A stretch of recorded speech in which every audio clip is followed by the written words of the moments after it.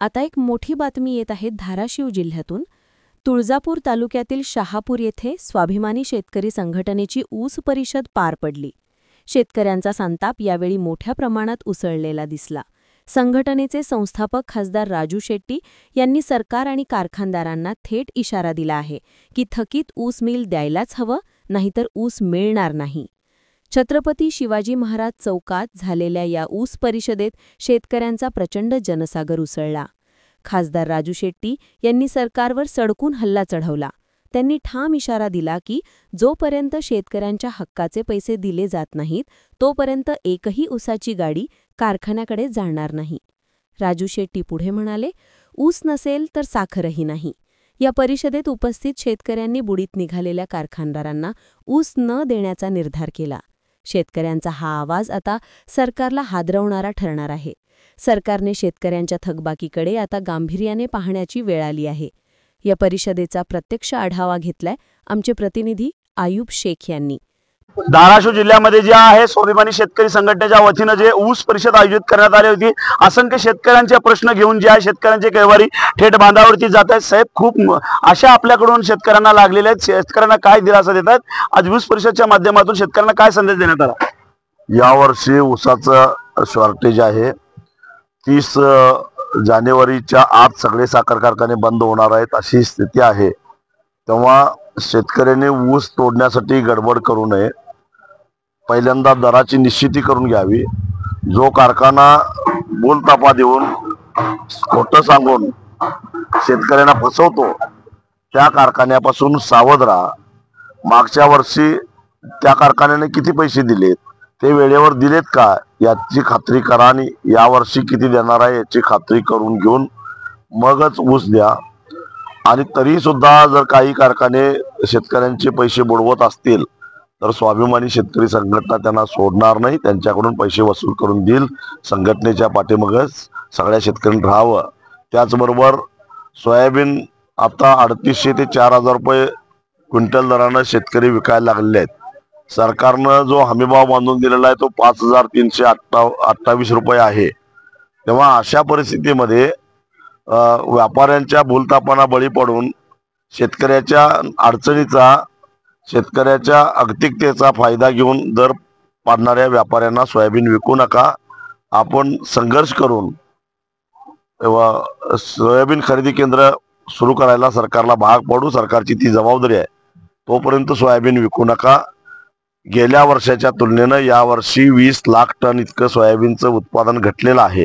त्यामुळं बाजारामध्ये सोयाबीनचे भाव आहे 6000च्या आसपास जाणारच आहेत, परंतु त्याला थोडा वेळ लागेल, त्यासाठी वाट बघा। परंतु व्यापाऱ्यांनी कारस्थान करून अतिवृष्टीनं हैराण झालेल्या शेतकऱ्याला लुटण्यासाठी म्हणून सोयाबीनचे भाव पाडलेले आहेत, त्यालाही बळी पडू नका असं आवाहन केलं। एकंदरीत आज पाहिलं तर थकीत ऊस बिलासाठी जे आपला लढा कितपत योग्य असणार आहे आणि कधीपासून आपण या लढ्याला पाठिंबा देणार आहात? कारण असंख्य शेतकरी या परिसरातल्या थकीत ऊस बिलासाठी कारखानदार आणखी बिल दिले।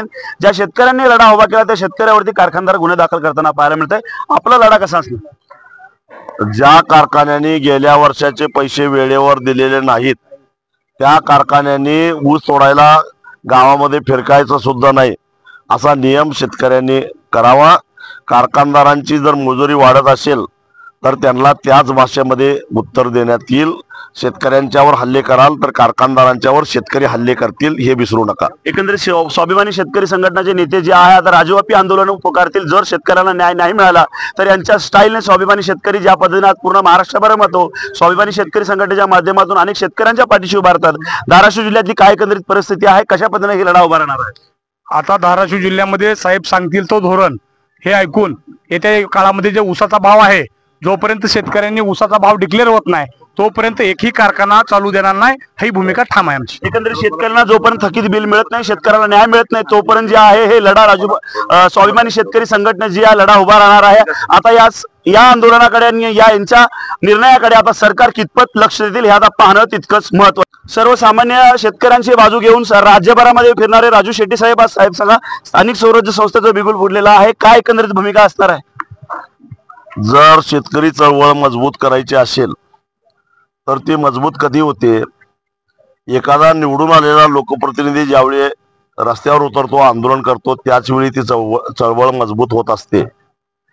तेव्हा माझी शेतकऱ्यांना विनंती आहे, तुम्हाला सोयाबीनच्या दरात, ऊसाच्या दरात, तुरीच्या दरात किंवा अन्य कुठल्याही शेतीमालाच्या दरामध्ये न्याय मिळवून घ्यायचा असेल तर पहिल्यांदा चळवळ मजबूत झाली पाहिजे.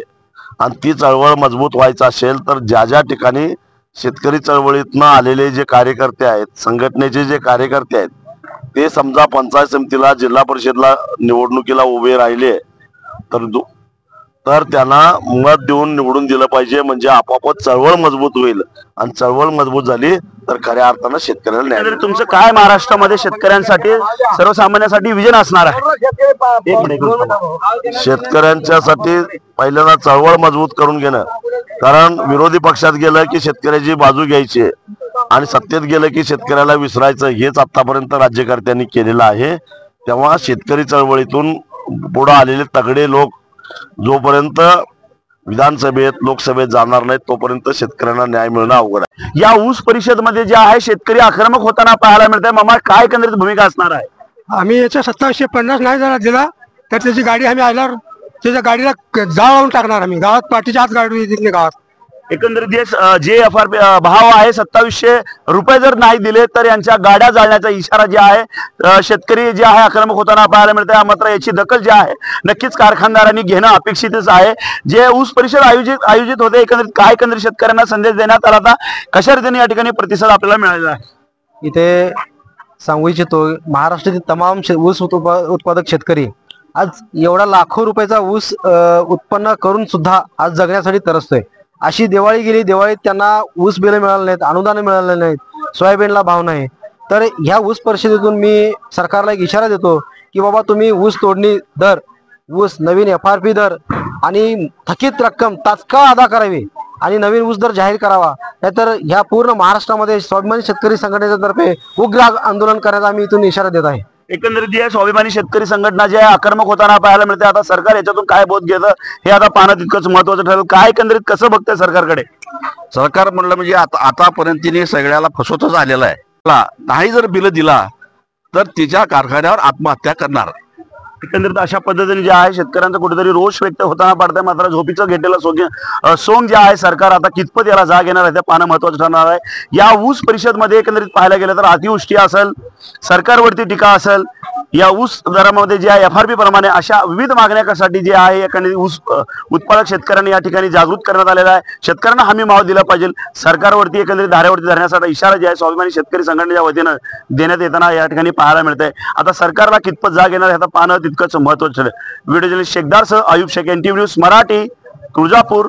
प्रतिनिधी आयुब शेखसह इरफान शेखदार, NTV न्यूज मराठी, तुळजापूर, धाराशिव.